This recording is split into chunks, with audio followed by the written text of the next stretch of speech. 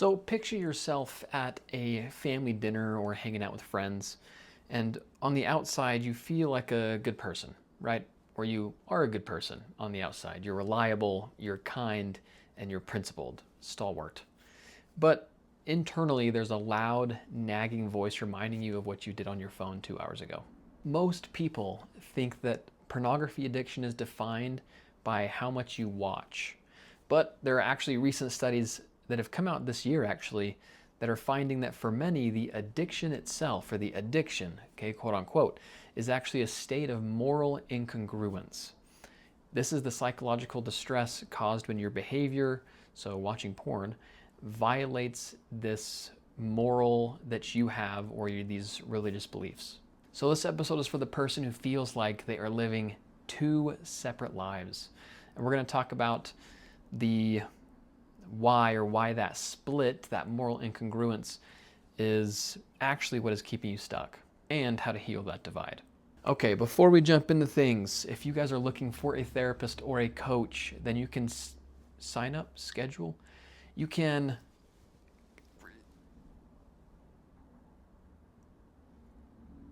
schedule a free 15-minute consultation down below. I say 15 minutes, man. If I got half an hour for you, I got half an hour for you. But it's free. So the best predictor of therapy or coaching is the relationship that you have with your therapist or coach, which is why consultations are so important, and especially when they're free, right? So we just need to see if we get along. And if you don't think we're a good fit, then that's okay. I want you to find the best fit for you. So go ahead and schedule that free consultation down below. Okay, let's first talk about this cognitive dissonance and neural distress, or just neural stress. So when your brain holds on to two conflicting beliefs, okay, like I am a man of integrity and I watch things that degrade people, right? It creates cognitive dissonance. And look, dude, this isn't just a bad feeling, right? Like, what is that feeling? It's literally the brain's anterior cingulate cortex. Okay, that's the part of the brain that monitors conflict. This part of the brain goes into overdrive, and it creates this low-level constant alarm in your nervous system. It's always going off because now you are acting one way, but you believe another. It's vital to understand that the distress you feel isn't always tied to the frequency of use. There was a study done this year in 2026 that says a person who watches porn once a month but views it as a sin or betrayal often suffers more mental health decline, so things like anxiety and depression, than compared to someone who watches it daily but has no moral objection to it. The addiction is often located in the conflict itself. It's not just the chemistry side of things. Now, I do think that the chemistry does play a big role. For sure, it does. Because if you have someone who has no moral objection to it, right? Does this mean that porn doesn't affect them negatively? No, I don't believe so. But if you believe that pornography is bad, okay, this is a belief that you grew up with, okay, whether it's religious or moral, what have you. If you believe this is bad, and then you act in contrary to that belief, then not only are you receiving the negative chemistry effects, but you are also now receiving these negative effects that come from the moral incongruence. I hope that's making sense. And then what happens is we fall into this labeling trap. When we label ourselves as addicts, we are often accidentally outsourcing our own agency. We start to believe like, oh man, I can't help it, I'm just sick. Or I'm just an addict, man, like there's not much I can do here. Oh, I slipped, I'm just an addict. While the science of habit is real, labeling yourself as a failure tells your brain that the battle's already lost. So why fight it, right? Why put forth any effort when it's already lost? We can't win. You're already an addict, you're a failure. And so here is real quick, I want to talk about the difference between guilt and shame. Guilt is more of this feeling of, oh man, like I made a mistake, I should fix it, right? And shame is, I am a mistake and I am unfixable. Guilt is totally normal, natural, and great to push change. Shame, I would argue, is not natural. I think it comes from conditioning based off of our society and just growing up around other people. That's where shame is introduced. So you have this overall feedback loop. You have the event, which is watching porn. You have the shame. You feel disgusted. You tell yourself that you're a hypocrite. You then have isolation. Because you feel like a total monster or a loser, you pull away from your spouse, friends, or community. And then you have the void. So now you're lonely and stressed. And so to cope with that, your brain looks for the fastest way to kill that stress. And the fastest way is porn. So here's what's really interesting with shame and the prefrontal cortex. Shame floods the brain with cortisol. Okay, it's a stress hormone. High cortisol shuts down the prefrontal cortex. This part of your brain here that helps you make decisions, that puts on the brakes when you feel like an urge, right? The prefrontal cortex is going to be, or it will be those brakes. This is your logical decision-making center. So by shaming yourself, you are literally chemically disabling the part of your brain that is going to help you quit. That's going to help you apply those brakes. Shame essentially breaks your brakes. They no longer work. So how do we bridge that gap, right? This cognitive dissonance. What do we do here? I really think the answer is shifting our focus from stopping to becoming. Remember, recovery is not about just this process of removing something from your life. It's the process of becoming something new. See the difference? When most people try to quit, they focus on the no. Things like no porn today, no porn today, no, no, no. But the brain doesn't process no very well. It's actually pretty bad at processing no. It just hears the word porn. So no porn, it just hears porn, porn, porn. And this can do with several factors. One being what's called a psychological reactant. We've talked about that before, but let me give you a refresher. So close your eyes for a second, and if I say, all right, dude, do not think about a purple polar bear on a unicycle riding in circles with a birthday hat juggling some balls. Why are you smiling, dude? Because you just thought about it, right? When I said don't do that. So when you tell your brain don't do something or know this, know that, it essentially turns into like a little 2-year-old. And it's like, all right, middle finger to you then, sucker. Like, this is what I'm going to do. I'm going to do that because you're saying not to. Now, why does the brain do that?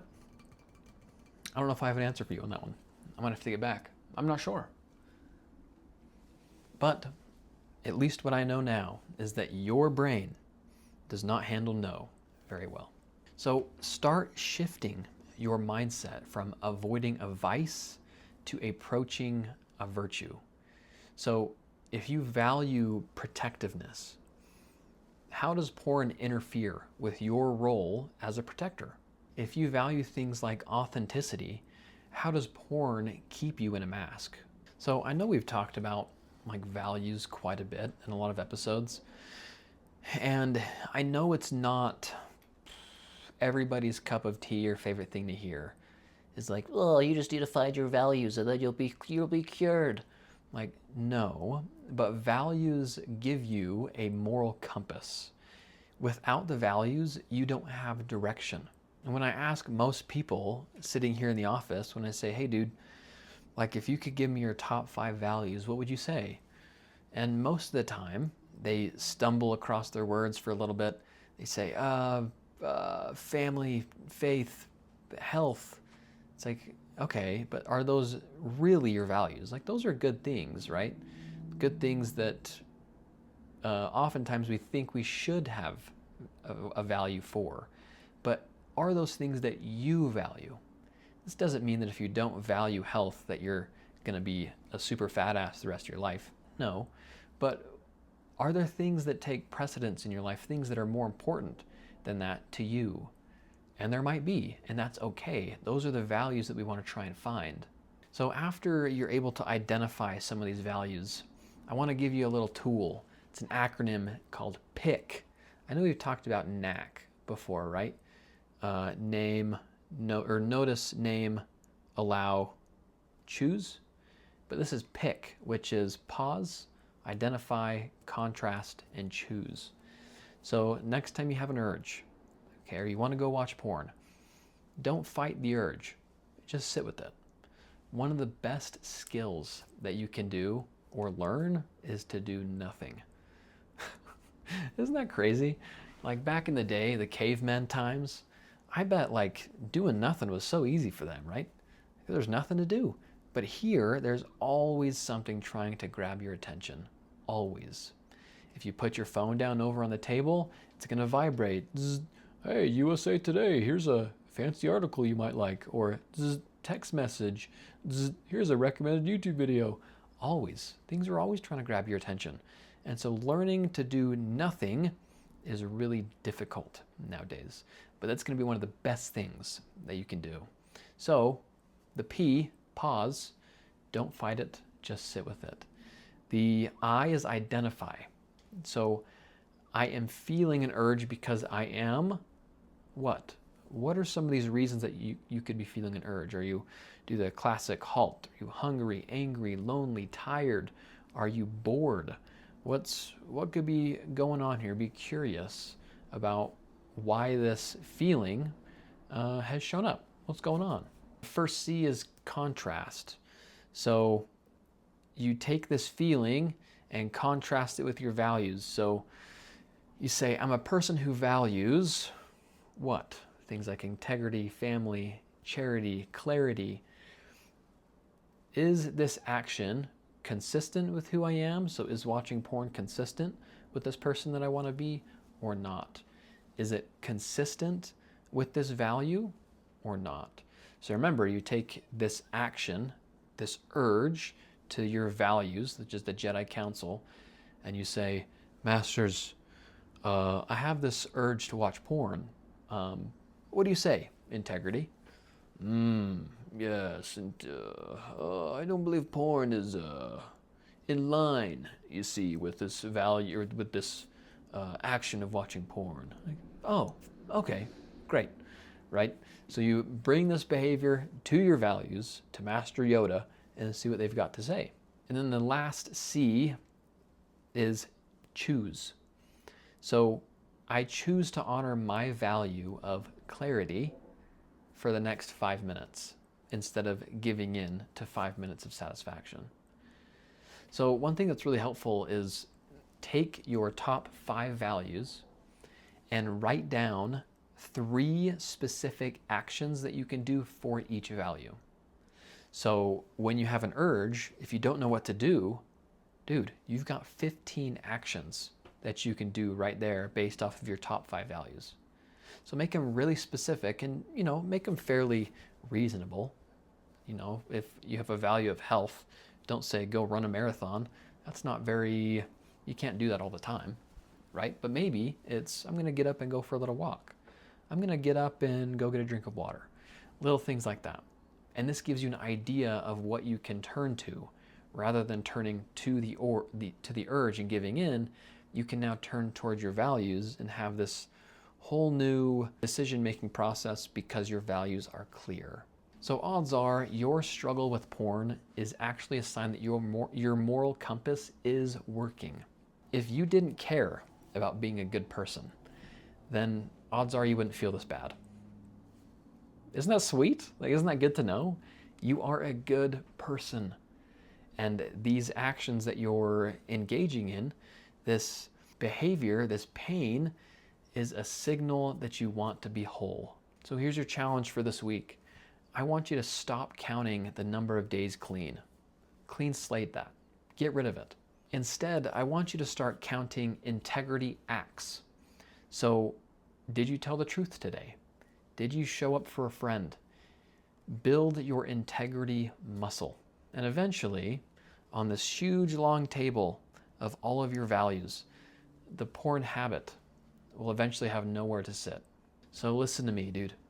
You are not a bad person trying to get good. You're a person of value learning to live a life that matches your heart. And that's a difficult thing to do. But the reason that pornography is so painful is because that you know there's better for you out there. And you can do it. You can align your behavior, your actions with your values. You can have moral congruence. And you can feel whole and be whole. Okay? You guys are awesome. Thanks so much for listening. I'll talk to you next week.